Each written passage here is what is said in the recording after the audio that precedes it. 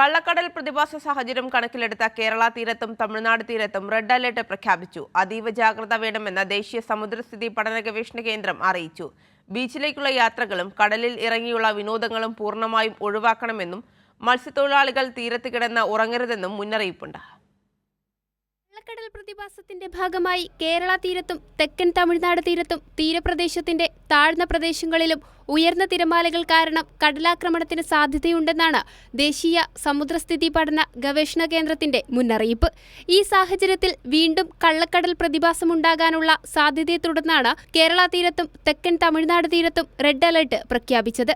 പുലർച്ചെ 2:30 മുതൽ മറ്റന്നാൾ രാത്രി 11:30 വരെ 0.5 മുതൽ 1.5 മീറ്റർ വരെ ഉയർന്ന തിരമാലകൾക്കാണ് സാധ്യത. അതിതീവ്ര തിരമാലകൾ കാരണം ശക്തിയേറിയ കടലാക്രമണത്തിനും സാധ്യതയുണ്ട്. രാത്രി ബീച്ചുകളിൽ തുടരരുത്.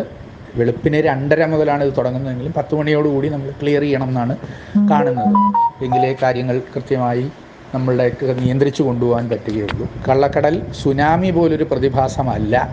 അതുകൊണ്ട് തന്നെ സുനാമിയുടെ തരത്തിലുള്ള തിരമാലകളല്ല വരുന്നത്. നമ്മൾക്ക് എല്ലാവർക്കും കഴിഞ്ഞ മാസത്തെ അനുഭവം നമ്മളുടെ മുന്നിലുണ്ട്.